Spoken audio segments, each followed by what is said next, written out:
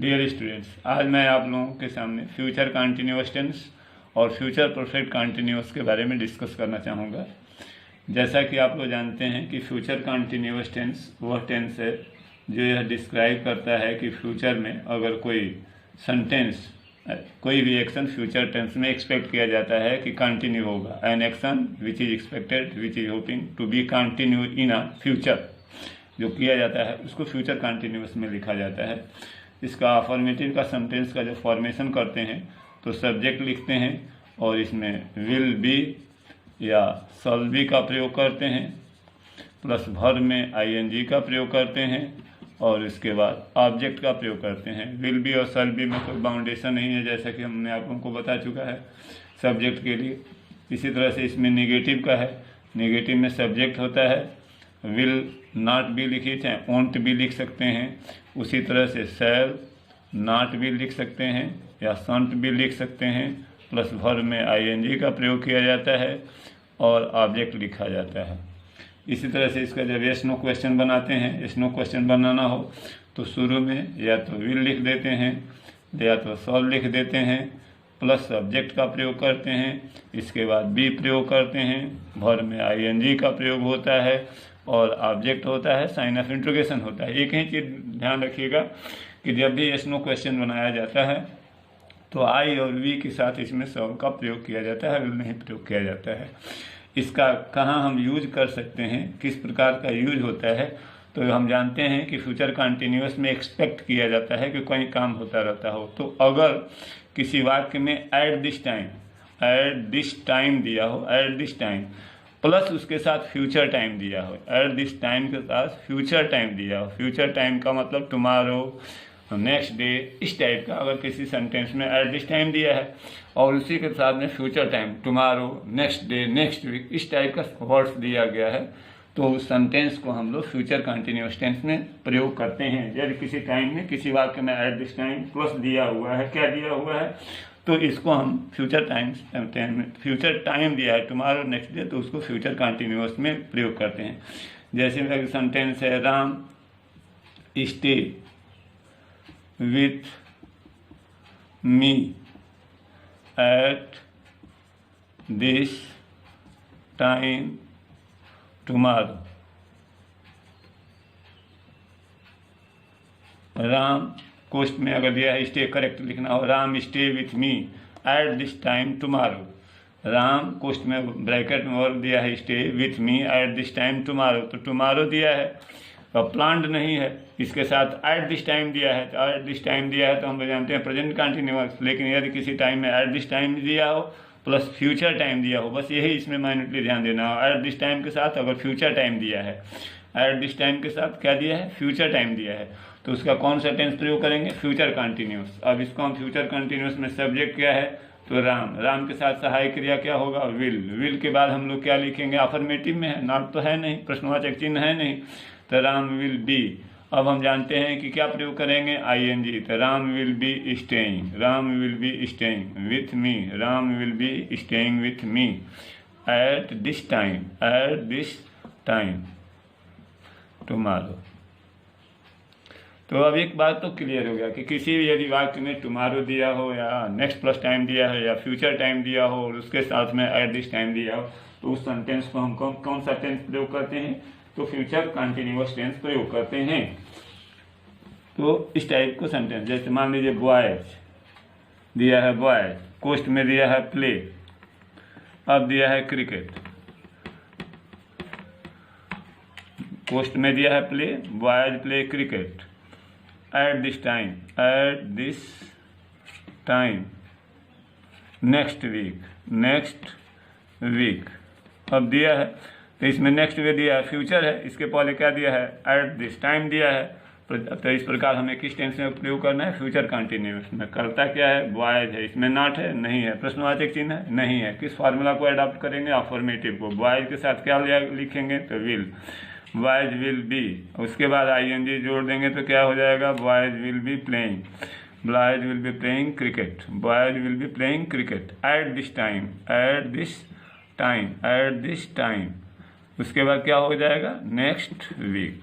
तो मेरे प्यारे विद्यार्थी, ये क्लियर हो गया कि future continuous denotes any action going on in future that is written in future continuous tense. इसमें इस वाक्य में फ्यूचर प्लस टाइम होता है, साथ में उसके पहले एट दिस टाइम होता है, तो उसे फ्यूचर कंटिन्यूअस में लिखेंगे। यदि नॉट होगा तो नेगेटिव का फार्मूला लिखिएगा, यदि साइन ऑफ इंट्रोगेशन होगा यस नो क्वेश्चन का फार्मूला लिखिएगा।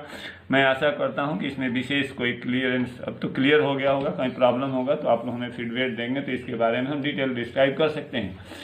नेक्स्ट आता है फ्यूचर परफेक्ट टेंस। आज मैं फ्यूचर परफेक्ट का भी साथ में डिस्क्रिप्शन कर देता हूँ। फ्यूचर परफेक्ट टेंस अब है आपका future perfect tense.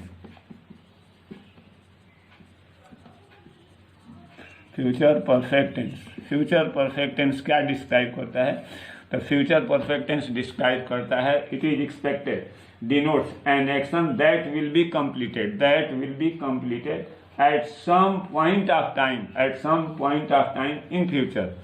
An action that is expected will be completed at some point of time in future. An action that is expected will be completed in point of time in future, that is written in future perfect tense. अब इसका affirmative का formula क्या होता है कि इसमें subject होता है, विल लिखिए, उसके बाद शॉल लिखिए, वही प्रयोग कर दीजिए, उसके बाद हैव लिखिए प्लस वर्ब थर्ड लिखिए। परफेक्ट में तो आप लोग जानते हैं कि हमेशा सभी परफेक्ट में वर्ब थर्ड होता है। प्रेजेंट परफेक्ट, पास्ट परफेक्ट और फ्यूचर परफेक्ट, तीनों परफेक्ट में वर्ब थर्ड होता है।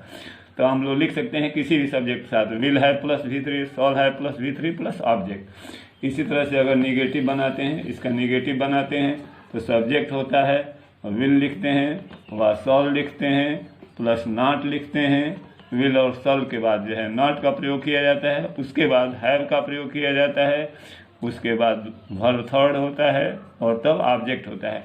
अर्थात विल नॉट है, शॉल नॉट है plus verb third plus object. और अफर्मेटिव होता है विल या शैल प्लस है प्लस वर्ब। इसी तरह से यदि यस नो क्वेश्चन इसका बनाते हैं, मेरे विद्यार्थी ध्यान दीजिएगा, तो विल या शैल पहले आ जाता है। विल को पहले लिखिए या शैल को पहले लिख दीजिए, उसके बाद सब्जेक्ट लिख दीजिए, उसके बाद हैव लिखिएगा। ये ध्यान दीजिएगा, हैव जो है सब्जेक्ट के बाद आता है। यस नो क्वेश्चन बनाते हो विल या शैल का पहले करते हैं और उसके बाद सब्जेक्ट लिखेंगे, हैव लिखेंगे। हैव लिखने के बाद हम V3 प्रयोग करेंगे प्लस ऑब्जेक्ट करेंगे, साइन ऑफ इंट्रोगेशन करेंगे। और फ्यूचर परफेक्ट टेंस में मेरे प्यारे विद्यार्थी क्लियर हो गया कि इसमें वर्ब थर्ड प्रयोग करते हैं। हेल्पिंग वर्ब होता है विल है प्लस V3, व शैल है प्लस V3। निगेटिव होता है विल नॉट है प्लस V3। इंट्रोगेटिव होता है विल शैल सब्जेक्ट है plus V3। Future perfect tense क्या डिनोट करता है कि कोई भी एक्शन एक्सपेक्ट किया जाता है कि एक पॉइंट ऑफ टाइम में फ्यूचर में कंप्लीट हो जाएगा। अब इसमें यदि वाक्य में बाई प्लस सिंपल प्रेजेंट दिया है, यदि बाई दिया है और उसके पास सिंपल प्रेजेंट टेंस दिया है, सिंपल प्रेजेंट टेंस दिया है, बाई के साथ जो है यदि वाक्य कोई दिया है उसमें बाई के साथ जो है सिंपल प्रेजेंट टेंस दिया है, तो हम जो है किस टेंस में प्रयोग करते हैं, फ्यूचर परफेक्ट टेंस में प्रयोग करते हैं। बाई प्लस क्या दिया हुआ है, सिंपल प्रेजेंट टेंस।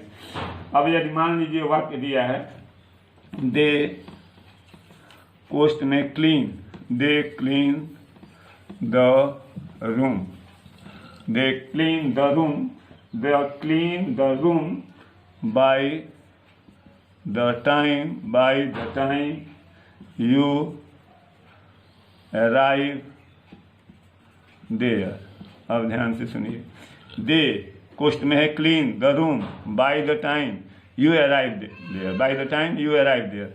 अब बाय द टाइम के बाद क्या दिया है, यू दिया और V1 दिया है, अर्थात किस टेंस में है, सिंपल प्रेजेंट में, by the time you arrive there. तो अब इसको किस टेंस में लिखेंगे, तो फ्यूचर परफेक्ट टेंस में लिखेंगे। तो इसका आंसर सॉल्व करेंगे तो क्या हो जाएगा, तो they will have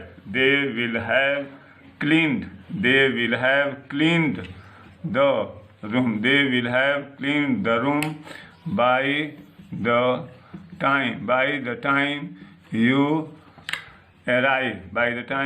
arrive there. अब एक क्लियर हो गया कि यदि किसी वाक्य में बाई के साथ सिंपल प्रेजेंट टेंस प्रयोग किया गया है, बाई के साथ क्या प्रयोग किया गया है, सिंपल प्रेजेंट टेंस, तो बाकी पार्ट जो है तुम्हारे वहाँ पहुँचने से पहले वे रूम को साफ कर लिए होंगे। तो बाई के साथ जो है कौन सा टेंस दिया हो, सिंपल प्रेजेंट टेंस दिया हो। बाई के साथ कौन सा टेंस दिया गया है मेरे प्यारे विद्यार्थी, सिंपल प्रेजेंट। तो बाकी पार्ट को किस प्रेजेंट टेंस में लिखेंगे, तो फ्यूचर परफेक्ट टेंस में लिखेंगे। तो दे विल हैव क्लीन्ड, मैं सोचता हूँ कि क्लियर हो गया। एक और एग्जाम्पल आप दे रहे हैं, बाई के साथ जो है बिफोर पर भी प्रयोग किया सकता है। जैसे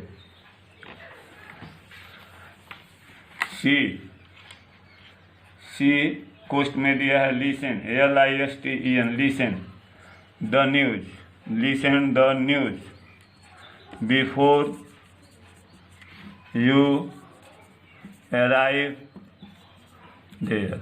अब मान लीजिए दिया है सी listen the news before you arrive there. अब देखिए बिफोर दिया है, बिफोर के साथ कौन सा टेंस दिया है, सिंपल प्रेजेंट। तुम्हारे वहाँ पहुँचने से पहले वह न्यूज़ सुन ली होंगी, तो बिफोर प्लस कौन सा टेंस दिया है, सिंपल प्रेजेंट। याद रखिएगा बिफोर के साथ हमेशा क्या दिया है, बिफोर या बाई प्लस बिफोर दिया हो। याद रखिएगा बिफोर प्लस कौन सा टेंस दिया हो, बिफोर के साथ सिंपल प्रेजेंट दिया हो। बिफोर के साथ क्या दिया हो, सिंपल प्रेजेंट। बाई के साथ क्या दिया हो, सिंपल प्रेजेंट। तो किस टेंस में बाकी पार्ट लिखा जाएगा, फ्यूचर परफेक्ट में।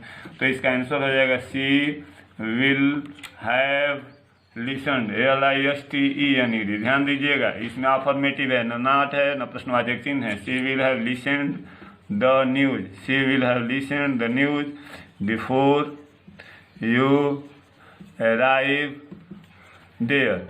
अब एक तो क्लियर हो गया कि यदि किसी वाक्य में बाई प्लस टाइम दिया है, बिफोर प्लस टाइम दिया है और दोनों बाई प्लस टाइम या बाई प्लस सिंपल प्रेजेंट है, तो रेस्ट पार्ट को हम लोग क्या लिखेंगे, तो present perfect tense, future perfect क्या टेंस में लिखेंगे, फ्यूचर परफेक्ट टेंस में लिखेंगे। अब मान लीजिए एक और सेंटेंस ले हम,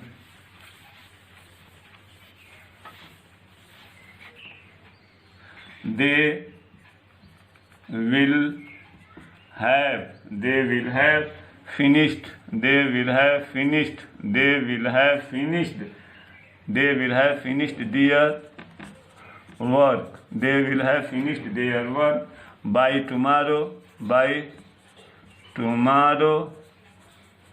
morning, they will have finished their work by tomorrow morning। By plus future time दिया है, बाई प्लस क्या दिया है, यहाँ फ्यूचर टाइम दिया है। तो हमें अब क्लियर हो गया, before plus simple present, by plus simple present और बाई प्लस फ्यूचर टाइम दिया हो तो रेस्ट पार्ट किस टेंस में होगा, फ्यूचर परफेक्ट में। अब दिए यहाँ दिया है बाई टुमारो मॉर्निंग दिया है, तो they will have finished their work हो जाएगा। इस प्रकार फ्यूचर परफेक्ट टेंस भी क्लियर हो गया। अब एक हमारे सामने से फ्यूचर परफेक्ट कंटिन्यूअस टेंस है, उसके बारे में कल मैं आप लोगों को डिटेल डिस्क्राइब करूँगा और उसी के साथ विभिन्न परीक्षाओं में आने आई हुई परीक्षाओं की प्रतियोगिता की क्वेश्चन मॉडल हम 2 दिन में लगातार आप लोगों को डिस्क्राइब करेंगे। और मैं आशा करता हूं कि इस प्रकार use of tense, formation of tense कल और 2 दिन के अंदर कंप्लीट हो जाएगा। I will get your feedback and you will give your opinions, views in detail. That's all. Thank you, my dear.